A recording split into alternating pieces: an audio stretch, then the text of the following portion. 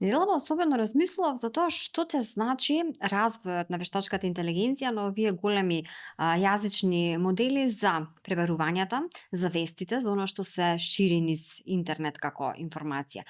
Дали те донесе хиперпродукција на лажни вести, дезинформации или можеби те помогне во детектирање на лажните вести. И со кого најдобро би го имале разговорот на оваа тема, ако не со човекот кој што му кажа не на Google, човекот кој што направи бизнис кој што носи 15 милиони импресии месечно на нивниот сајт и човекот кој што го дели своето знаење несебично со студентите на Финки. Доктор Игор Трајковски, основач и собственик на TimeMaka во Newbiz подкаст.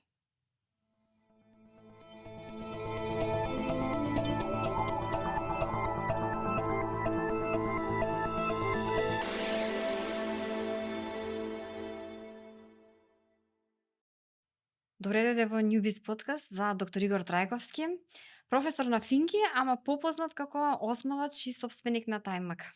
Добре дојдовте. Благодарам на поканата. Сега, кога те кажам основач и собственик на TimeMaka, прво прашање на сите ние, како се случи TimeMaka? Што се случуваше? Седиш ти таму некаде во Швајцарија, работиш за Google, листаш вести во Македонија што се случува? Што се случуваше таму 2007 имавме планинска бура, се спремавме за предвремени избори Во и си НАТО велиш кикна од НАТО. И си велиш, чекај сега, како ова се на едно место да ми биде да не шетам по различни портали?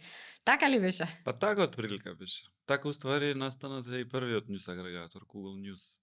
Некој инженер од пак во Google ги следел нападите, вестите за нападите и од повеќе овде читам, амо таму сакал да покрие све, да не му побегне нешто и направиле прва верзија да ги соберат сите вести, да ги групира по теми и после корисникот да може да чита на одредена тема све што е напишано, повише аспекти да види. Тоа беше од една страна практично, како дека јас сакав да го користам нешто со мене што ми требаше.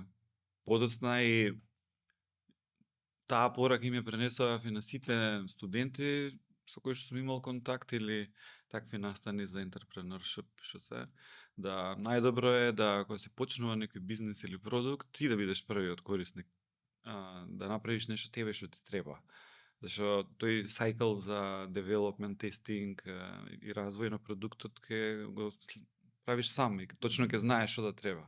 Наместо да работиш за, да речеме, за некој друг производ кој што ти е нарачан, каде што само спецификациите ги пишуваш и нема некој простор за маневрирање. Значи некако видиш што те мачи, па да знаеш на кај да одиш, што проблем да решаваш. Најголема веројатност за успех ќе биде така да не бараш да речеме што им фали на луѓето, иако и тој пристап не е лошо нека, ако знаеш добро што им фали, но најдобро е што може да знаеш дека што не можеш да погаѓаш тебе што ти фали и да направиш такво нешто. И очекуваш дека те биде TimeMaka оно што е денес? Не. Првично го направив за ја да го користам и од академски аспект ме интересираше дали тие техники за обработка на јазик, што се natural language processing се вика таа област од computer science, дали ќе работи за македонски јазик, тоа вадење на клучни зборови, зашто секој јазик има различна морфологија и тогашните техники се заснова и на таков сигнал, да видам дали ќе работи дека такво нешто слично немаше за македонски јазик направено. Тоа беше и тоа нешто ми беше како фактор. И после некоја така ептен рудиментирана верзија без никаков дизајн, така само една табела со листа од вести беше. Ја споделив со неколку новинарки што имав контакт у тоа време и они беа онака како ова цел живот ја го чекам да следам све на едно место, да не лутам, да барам и после малце го пративме до други луѓе, па они напишаа некои текстови за тоа и така почнаа луѓе да доаѓаат на сајтот повише луѓе и добив интерес, па чекај да го направам малце подобро и воопшто не беше идеја за бизнис да стане. И си заживеа. Ама целиот тој процес чекај да го направам малце подобро, па ова да додадам да смеам, затоа што колку 17, 16, 17 години веќе е. Пол години, 17 беше. Сигурно во тие 17 години имало ситуации кај што си правел промени, па нешто не кликнало, не функционирало, па нешто мораш да отстраниш, да убиеш. Кои биле оние добрите, кои биле лошите страни кои што ги памтиш, или добрите потези и лошите потези што ги памтиш? Мене ми е многу жал што најдобрите потези што сум ги направил не се видливи. Што се А, тие? да, па тоа е за начинот како работи у позадина бекенд. Луѓето на крај го гледаат крајниот резултат. Дека овие се темите, дизајнот, например, како ќе го направиш, дали им се свиѓа или не, некојаш боја ќе смениш или некој спейсинг и ќе имаш толкава реакција што тотално е небитна за што прави сајтот, а некојаш во позадина некој апдейт нов за како да ги склапа вестите или да ги рангира и го правиме со месеци и ќе го пуштиме и не се гледа тоа, едноставно експлицитно не се гледа. Во однос на пресметките, како се одбира што е топ, да е респонзивен сајтот, да не се лепи на PR соопштенија, на партиски соопштенија, такви ствари. Тоа е во однос. Иначе, за некои моменти, нешто што сме направиле, а што многу ми е криво што не заживеа, и после таа кост ефект анализа што ја правевме, го тргнавме како фичер на сајтот, е персонализацијата. Да секој можеше да си го персонализира сајтот. Но после ми одради од некои други идеолошки причини го тргнавме тоа, за да, например, некои proponents, така што ги викаме, за тоа како да се конзумира информациите во општеството, проповедаат дека потребно е да се синхронизира општеството, да гледаат што е можно почесто слични теми, за да се направи некој дискурс за одредена тема, со дадени мислења, наместо секој да е во свој бабл затворен, Кардашијан, спорт, ваму тамо, туку бар да има одредени теми што се битни, да сите ги видат, нешто да знаат во врска со тоа, за се по кафана кој ќе седнат или по слава на гости, да имаат за што да зборат и да така се развива и конекција помеѓу нив. И од тој дел, делот со персонализацијата може него ни сватија, голем број на луѓе не знаат што е тоа, зашто така сме научени на YouTube, Facebook, кој имаме, тоа е суптилно направено, не се гледа процесот на дека некој за тебе ова точно го прави. Го користеа помалку од 1% од луѓето. Подесуваа и најчесто и тие подесувања беа да ви изфилтрираат ствари, не нешто точно да ги подесат своите интереси, него не сакам Курир или не сакам Плюс Инфо или не сакам оваа тема. Скорос не ми давају топ вест за спорт ништо, сакам само политика. Од тој тип беа филтрирачки, не позитивно што сакам, него што не сакам. Јасно.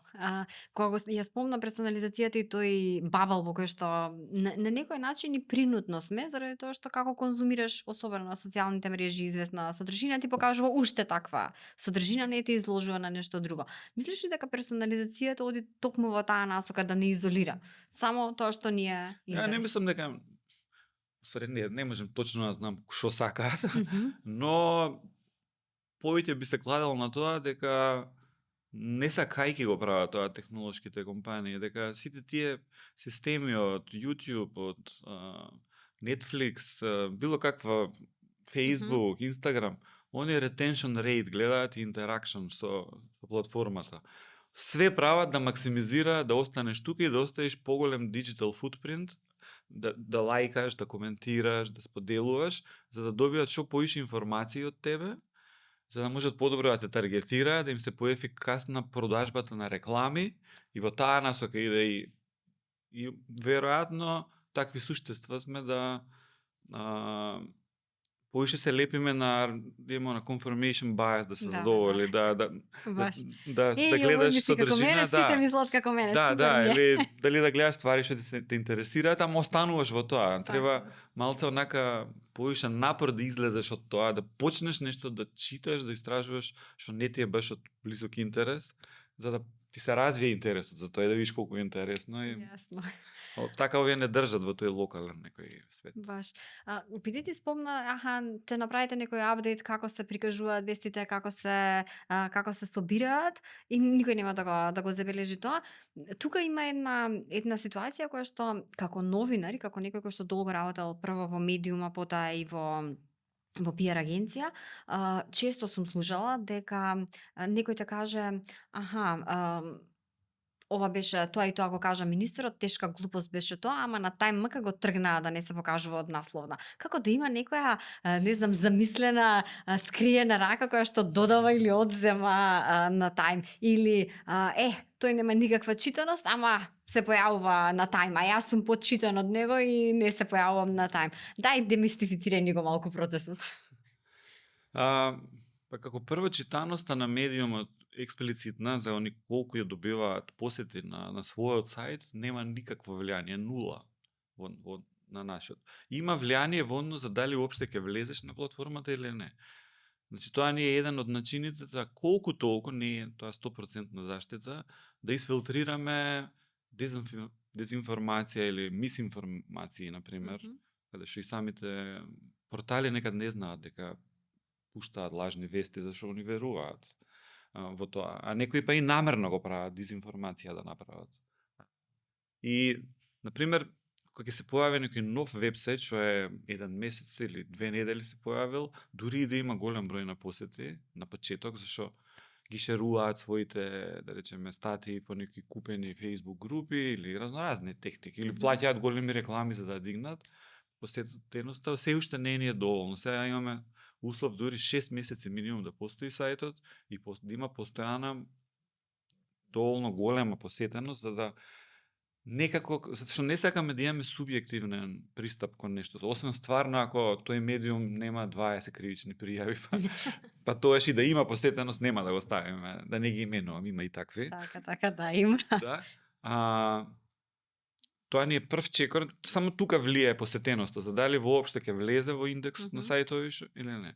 Од тука натаму ние превземаме, тоа е наш со одлука дека така ќе работиме, да ние пресметуваме битноста на медиумите. Кој медиум е побитен, колку време на која тема кај ќе стои.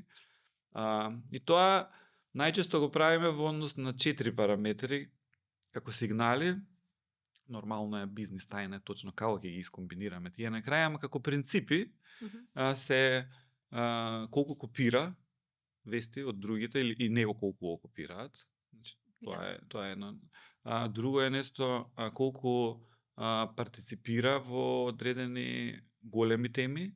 Например, имаше тренд, сите го памтат, например, кога испаѓаа бомбите во 15-та, 16-та или 14-та, 15-та, која беше. Имаше класа на медиуми што воопште ништо како да не постои тоа како настан. Знаеш, више кластериве се под 800 вести, 400 вести за некои скандали што беа поголеми. И тука се гледаше тенденциозно дека нешто има интерес во голем дел од популацијата, а они ништо. Значи има таква некој цензурски елемент. Дури и критично да напишеш, окей, ама нешто да има. Ако нема ништо, тоа не е сигнал дека не му верува баш нови све што прави, има нешто што не го работи како што треба. И друго нешто имаме и плюс и наградуваме медиумите да кога ќе се направи некоја поголема тема, например, секоја тема на почеток со breaking news почнува. Некој прв пушта за нештото и почнуваат да пишуваат вести околу тоа и тоа нештото расте како тема и стои дури неколку дена како тема на сајтот. И, например, на тие првите неколку медиуми што напишале на таа тема, им даваме плюс, затоа што сепак они биле некој вид на breaking news. И има нешто, не е ни тоа експлицитно дека некој ако прв објави дека е добар медиум, нека стварно ќе му се погоди онака, но и тоа плюс едно. Така сите тие сигнали ги собираме со тек на време и се оформува таков еден индекс за медиумот. И после тоа влијае, дури ни тоа не значи дека он нешто кога ќе пушти, тоа прво ќе стои на тајм. Туку тоа влијае за, да речеме, колку време неговата тежината на неговите вести со кој рейд ќе опаѓа. Например, можеме и словно да кажем, ако Deutsche Welle напише или Радио Слободна Европа, например, они се типични стварно медиуми што немаат скоро ни еден текст што ископиран од друго место. Целата продукција им е реално од нив онака направена. Иако не е толку голема како другите онака, но голем број на медиуми ги копираат и затоа они имаат поголеми, да речеме, или овие, да речеме, истражувачки мрежи како ИРЛ или како Призма. Они имаат оригинални текстови, нив сам нонстоп ги зимаат и затоа они кои ќе пишат нешто, најчесто иде како голема тема и се лепат другите и подолго време се задржуваат горе. Ти се Да. јавува ли никој да ти каже зошто ми го нема текстот на Не. на тај? Никош не. Извинувам. Не, се јавуваат често, сакам да кажам, као, зашто ова, например, ја прв го одбијави, па овие посем пишаа, па се пред мене. Некој пат, например, некој кој ќе превеземе вест од друг, да речеме, ќе ја земе како тема, парче ќе ископира и плюс ќе додаде нешто, и сепак ние тоа го сметаме како додадена вредност. Ако ја земе скроз веста, нема шансе да испадне, а ја објавил подоцна, да биде пред тој што го ископирал, така е направен систем. Но ако има доволна на нова содржина, и сега некогаш да признаваме, ние не е идеален системот за ние како сме го направиле, се случува некогаш стварно да некој со мала промена да го премина тој, да речеме, threshold на дека колку ново нешто допишал и да не го сметаме како копија, но тоа е дел од реалноста, сега се живееме. Затоа и постојат поише агрегатори, сите верувам дека го прават на различен начин сите овие процеси за рангирање на медиуми, на тежина на вести, за дупликати, како влијаат. И на крај публиката одлучува дали овдека секогаш ќе најдам тоа што е најинтересно или спаѓаат ствари што не се толку битни. Пазарот го кажува на крај нештото. Спомена дека многу внимавате по однос на тоа да не се шират дезинформации и мисинформации.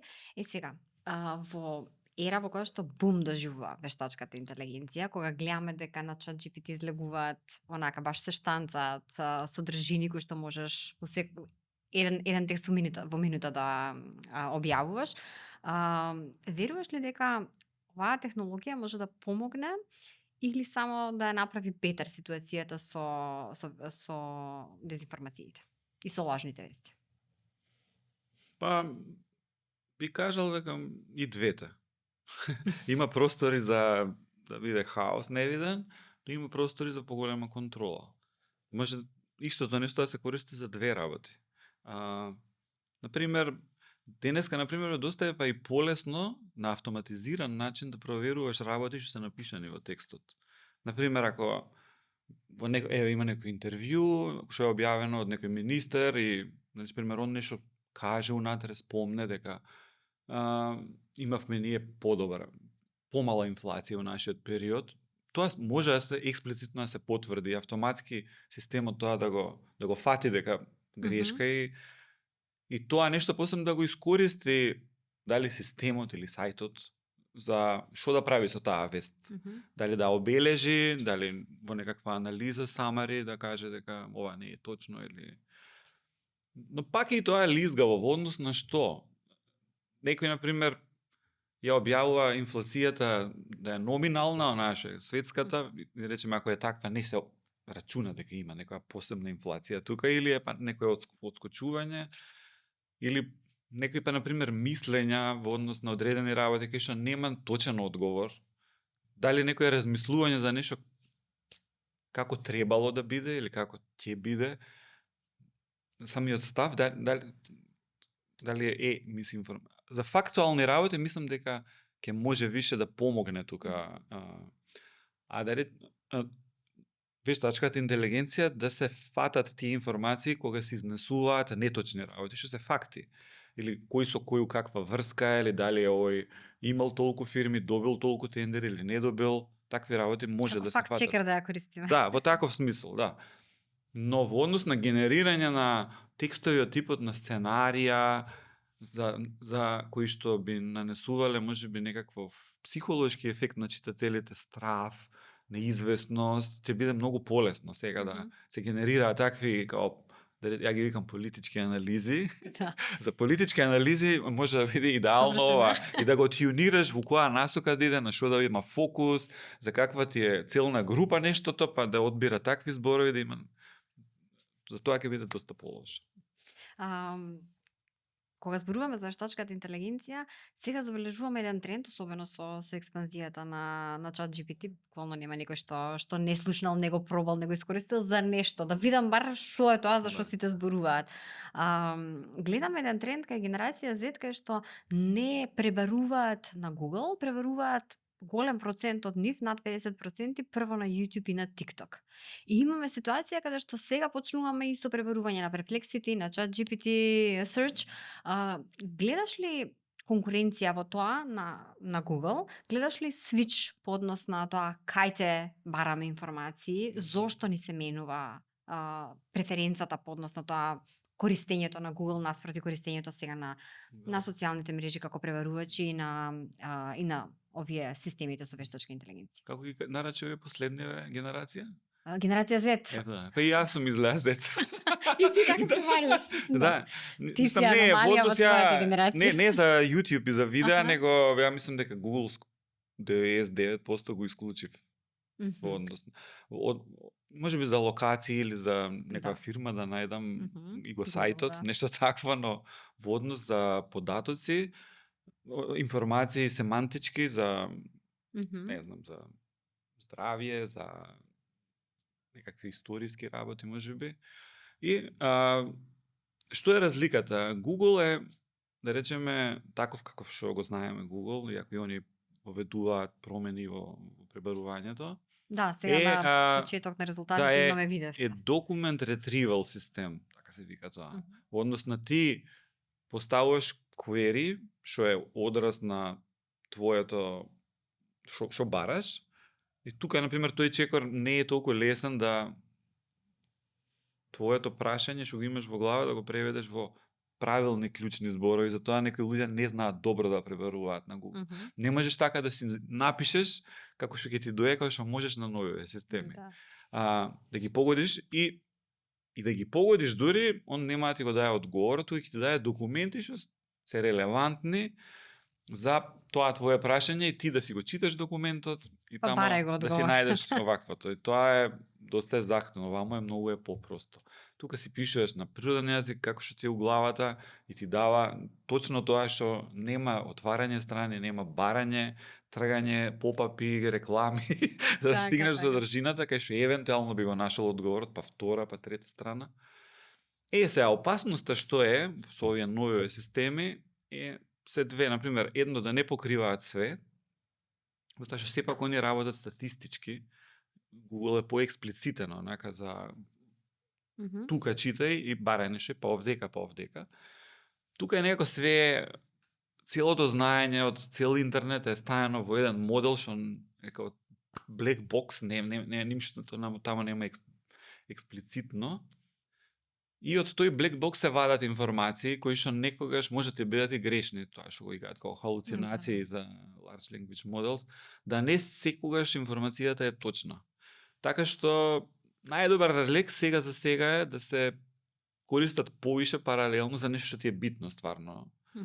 Или од која ќе ја најдеш информацијата да ја потврдиш на Google. Да побараш изворот, да го видиш изворот, иако мада сега работат овие системи како ChatGPT, Gemini и таквите, да ти дадат и извор на информацијата, некој линк да кликнеш. Ама чисто се најде ситуација? Дефинитивно натаму е насоката. Нема назад, тоа е еднината. Забораваме више системи од типот на Google како што беше до сега. Сега велиш тоа е еднината. Како ја гледаш иднината на електронската трговија, не e-commerce, како ја гледаш иднината на социјалните мрежи во време кога е ваква експанзија има вештачката интелигенција? Сега не сум искрено да кажам нешто експерт сега за тоа, но не, ја мислам генерален одговорот, не само за тие две области, дека нема да постои област од човековото активност и постоење што нема драматично да биде од корен испоизместено све со појавувањето на ваква технологија. Јас стварно до пред некое време ми беше чудно, онака и така познати фаци што потпишуваа некои писма за опасноста на вештачката интелигенција, за мислам дека не го сваќав баш точно они што мислат. Така тоа беше ставено како општо опасност, ама не беше опасност за шо. И најчесто луѓето од гледање на многу SF филмови си растав трава. Си мислат, знаеш, Терминатор, нешто од тој тип. или Skynet, не знам, ќе се направи, ќе не избомбардира, ќе не истепа, за да реши некој проблем таму за колку има букви Р у зборот strawberry. Да. И успати и човештво, ќе го утевам, зашто може ќе ме спречи да го довршам прашањето. Но мислам дека не мислат на тоа, ја не мислам дека тоа е опасноста. Опасноста е повеќе во однос на тоа да колку моќна алатка добиваме, која што ќе биде искористена од тековните луѓе на планетава што живеат и елитиве. И сега, ако земеме дека досега сме доени до оваа точка во која што има многу простор за подобрување во однос на човекови права, во однос на загадување на околината, колку имаме свесност за тоа, морално-етички, во однос на класни разлики, на богати со сиромашни. И све тоа на крај крајва се сведува на проекција на состојбата наша умствена, колку ни е гајле за тоа. Ние и до сега сме можеле да работиме на тие работи, но сме дошле до ова, дека кај што сме дошле. Сега, ако е на таа психологија човекова на планетава, ќе се додаде плюс уште, значи само ќе се амплифицира све тоа. Све до сега што било лошо и добро ќе се амплифицира. И во добра насока и во лошо со помош на оваа нова технологија. И опасноста е тука да речеме тој лошиот дел до каде лошо може да отиде. Ако досега можеле терористиве да прават, да речеме, одредени бомби на одреден начин за да не се детектираат, за да ги протнат некаде или да или мисинформации на нет да прават со фейк пејџови, па вести, сајтови. Да. Сега тоа ќе биде пута 100 или пута 1000 по-моќно, по-убедливо, по-реално, да ќе биде, а и како што иде некако, да речеме, трендот да нашата перцепција за реалноста да ја формираме многу повеќе од овие дигитални канали, се информираме и формираме за што е светот, што е животот, што се прави, кој се стейкхолдер, кој на кого како влијае. Таа реалност што нас ќе не биде презентирана, ќе биде се повеќе и повеќе синтетички генерирана во насока да одредени фактори, центри, како лоби групи, како да го кажеме, да не буткаат во одредена насока, да го формираме нашиот светоглед.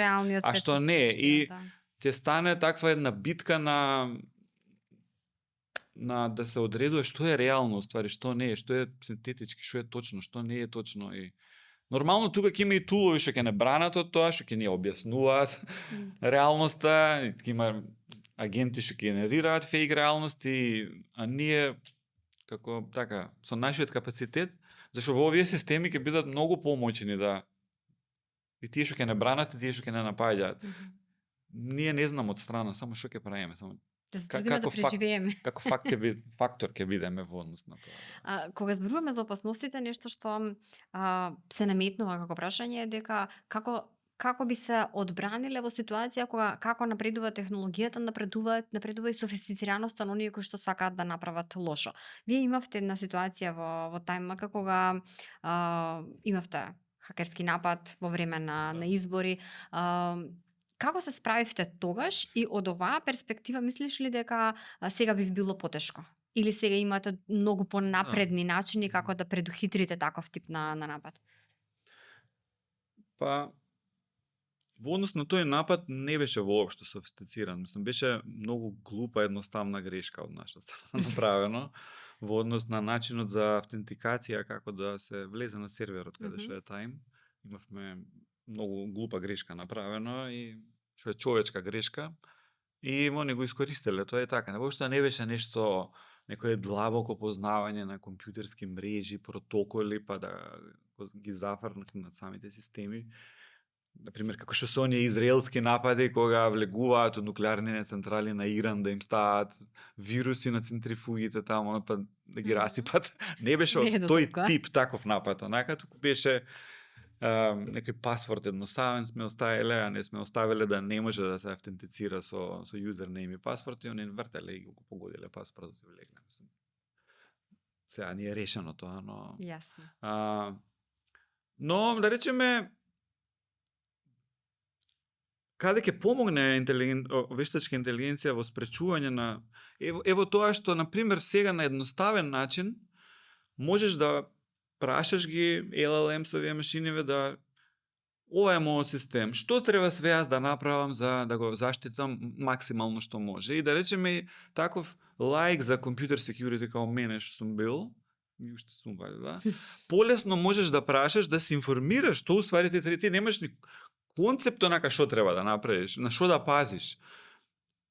И сега тие чекори да ги имплементираш простите, тие што не ги разбераш, да се консултираш со експерт како да го направиш тој дел. Значи, многу е више поедноставно, значи, тој, например, некој base level на security да се крене на сите системи, доколку има интерес нормално од собственикот на системот. Често на пати ја на Twitter ги критикувам за нашиве сајтови државни, што се да. Сега бар денеска е толку просто многу работи да се решат на прост начин, само праша го GPT. Ова, или зашто некој сајт кликаш 40 секунди чекаш за некакво испадне нешто ново. Во ова време е така не незамисливо, онака да никој таму таа државна институција некој што да праша зашто бре ова минута чекам за овој клик да се заврши некаков индекс на некоја база, најверојатно ќе ти каже система да ставиш или ај што те прашаш ти LLM што треба да се направи? Него после некој треба да го спроведе тоа, а најчесто нема интерес. И на крај се сведува на волјата, колку мислам и во проблемот во целата држава кај нас е, поготово во државниот сектор е да се нема култура на волја да се направат работите. Ако имаш волја, све можеш да направиш. Ништо не е моја работа, тоа ти е само волја треба. Ова не е моја работа. Волја, нема никаков екскјуз ни за експертиза, ни за знаење, дури и тоа више можеш со картичка на нет да го купиш. Земеш таму про верзија од чат GPT оваа најновата што испадна, па ја мислам дека нема прашање што е релевантно од држава, што може ми министри да ги замениме онака со таа експертиза што ќе ти ја даде тој система. Сега, ако зборуваме за тебе лично, како се дефинираш? Како професор, како предприемач, како бизнисмен, како програмер? Ако треба некому да му кажеш јас сум Игор Трајковски, тоа сум, има ли еден збор што е доволен или има многу па треба да се за сите имаш различна дефиниција? Со еден или два тага, не. Мислам кога земаат, баш што ми е добар пример, кога земаат мерки за сако, онака ти земаат едно 5-6 бројки за да го направат сакото, а не можеш со 5-6 бројки за тие димензии што ги кажат ти да опишеш човек каков е. Мислам, сите сме од све по нешто помалце, различна дистрибуција само. Јас би се оквалификувал поради мојата од академска средина, затоа што доаѓам како истражувач и научник во одредена смисла, но сепак професионално не би рекол дека сум тоа. Но се уште ги следам трендовите, можам, знам да читам пейпери, да разберам што е ново. Мала форма на предприемач, затоа што се занимавам со мала фирма, не е голема, каде што сепак има многу дејности што треба да се направат, да знаеш да организираш трошоци, даноци, вработени, откази, да го менаџираш тоа, секако буџет. И програмер нормално за, да речеме, сум као главниот програмер за сајтот, и тестер и корисник за на кај да оди и што, како да се тркалат работи. А како бизнисменот, секогаш ли беше вака замислен бизнис моделот на Никад не сум мислел дека и сега не би кажал дека сум бизнисмен. Затоа што многу познаници што ги имам, што можат лично да ми кажат абе што правиш, како зашто не направиш ова, зашто не се прошириш вамо, зашто плюс уште овој дел држава, зашто и маркетинг агенција не направиш у склоп со таим, па зашто не правите и вие банери, зашто кога може да правите, да нудите поголемо решение. Но све тоа плюс расцепување на личноста, јас мислам онака која со толку. Јас сакам да се фокусирам точно на едно и да сме најдобри у тоа и да нема нула конкуренција, да сум сигурен, а тоа е да се рангираат вестите што е денес како ќе дојде некој на таим, да му кажам овие работи се најбитни, цел фокус да е само на тоа. И да има довербата дека Да, вистина е тоа некои најдобро. типови на личности може да го прават и тоа, каде што целта им е да го максимизираат профитот и растот и тој аспект како тоа би го нарекол бизнесмен, мене се уште не ми е тоа. Доволен е приходот што го имаме од оваа фирма за вака. Цел ни е да останеме на прво место, додека можеме да останеме. А тоа е, мислам дека ќе се обезбеди ако секогаш ги даваш најдобрите вести. И тука додека тоа е најдобро, нема шанси некој да не пројде. Нема. Додека тоа го правиме на најдобар начин, зашто тоа е функцијата на сајтот. Не е какви ќе бидат боите, какви вакви реклами, помалку онакви персонализирано. Не, битно е да пресметаш што е најбитно денеска во овој саат и за тоа доаѓаат луѓето. Оној сегмент кога зборуваме за да го дадеш најдоброто, што е она што сега ги интересира, сегментот кој што се појавува како YouTube, во кој што ги има подкастите и емисиите кои што се достапни, тоа ли е одговорот на TimeMK на експанзијата на видеото? На видеото како контент кој што е најмногу конзумиран по моментов?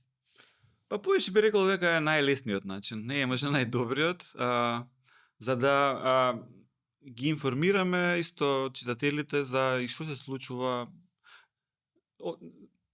Очигледно има некоја експанзија на култура на правење на подкасти. И мене тоа многу лично како прво ми се допаѓа, мислам е добро за сите, да не е тоа централизирано тој дискурс општествен, па ќе го спомнам, да не го диктираат само големите медиумски куќи, туку да има вакви настани каде што и некои поединци, што можеби најчесто не би ги викале во големиве медиумски куќи, да кажат нешто за својот светоглед, што е, како е, што мислат. И има разноразни експерти од разноразни области.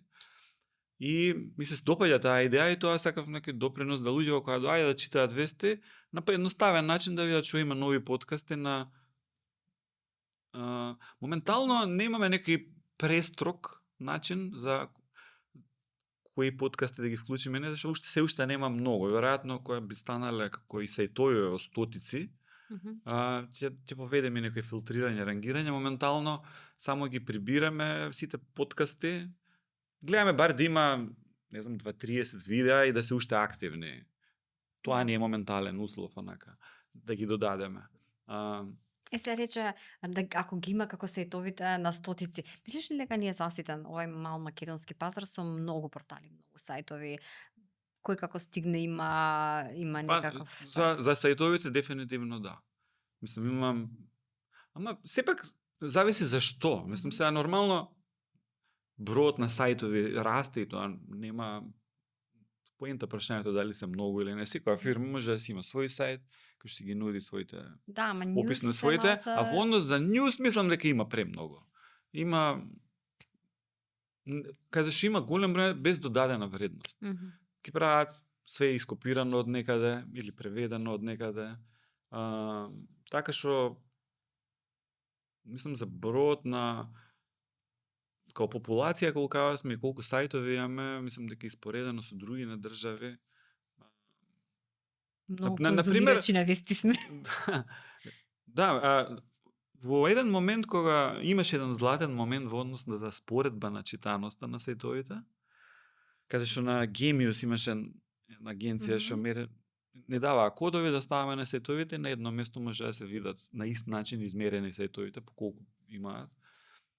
И исти тие Genius има и во Србија.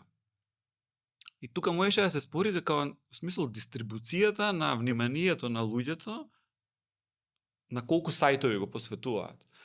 И во Србија, например, има голем пик на мал број на сајтови и сите ги читаат тие. Тие првите 10 или 8 сајта имаат над 80-90% од све што е медиум на тема вести. Кај нас мислам дека многу дисперзирано. Да, не е толку концентрирано на мал број на сајтови, туку поголем број на сајтови сега дали е тоа подобро или полошо? Еве што можам да кажам, од тие 150 сајта ние што ги индексираме, кои ги собереш сите вести во последната недела и да правиме тоа нонстоп као анализа зашто ни треба за тие параметри за автентичност на медиумиве. 68% се копии. Значи, поише од 2/3 од сите вести што се продуцираат се копија една од друга. Од сите вести. Истото, да.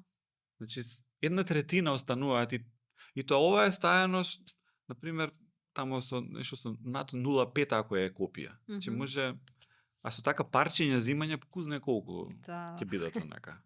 А ова да се апла копија, онака само 5-6-10 збора сменети. Тоа го сметаме за копија, иначе.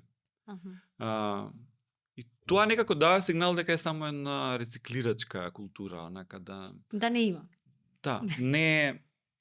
Игор, ти при крај на разговорот сме нешто што сакам за крај да те прашаме, ако сега се вратиш на 25, кога се уште веројатно го нема ни тајмака, ни целата кариера, сите работи што си ги поминал, што е оно што си велиш, ова може вака да го направам или ова супер го направив? Има ли некоја нешто за што сметаш дека ти е врвна одлука, а нешто за што сметаш дека ако се вратам сега, поинаку би го направил? Нормално има сега what if, но верувам дека секој човек во секој момент прави најдобро што може. Колку и тоа од страна на некој да му изгледа. Дури и тој да си мисли најверојатно грешам и ќе го направам, па што го правиш? Мислам, не верувам во такво нешто, дека мислам дека сите во секој момент, секоја секунда го правиме најдоброто што можеме, онака колку и за нас ретроспективно изгледа после лошо или за другите и во тој момент изгледа лошо, сите правиме. Така што ако се врати се исто, па истото ќе го направам, затоа што нема тоа е. Сега можам значи само да кажам, сега мислам дека можеби ќе беше боле, можеби, и тоа кај ќе ме отераше, е да наместо за постдипломските во Германија да се потрудев повеќе да отидам во Америка. Ама беше во Америка, така беше во Калифорнија. Да, во Google како работа, ама за постдипломски, мислам за например за магистерски, докторски да ги истерав тамо и да речеме да имав посилна академска кариера, зашто некако сметав дека имав потенцијал, ама не го искористив максимално, иако стигнав и до професор и сите титули тоа. Но сепак мислам дека од мојава област и теми мене што ме интересираат и што се занимавам, дека епицентарот е тамо. Тамо можеш најмногу да се изразиш на таа тема, да најдеш луѓе со кои што би го направил нештото или да се вработиш во фирма, да работиш да, и би го направил тоа порано. Ја, например, после завршување на факултетот, отидов во Германија. Први во Штутгарт, па Сарбрукен, па Љубљана и така. Но, например, уште за факултет би отишол за образованието и ако се појави добра шанса и све иде тоа, ако ти се допаѓа, да останеш. Но не сум за тоа дека сите треба да се иселат, да си отидат, дека и овдека може да биде окей. Зависи што сакаш, кои се твоите интереси. Не е све работата и наука и све, има и други ствари, луѓе сме сепак, се уште. Тешка ли ти беше одлуката да се вратиш? Или едноставно? Па беше, јас го правев тоа неколку пати натаму со поише пробувања назад, па пробување тука, па чекај ствари не допробав ше нешто устранство, па вамо.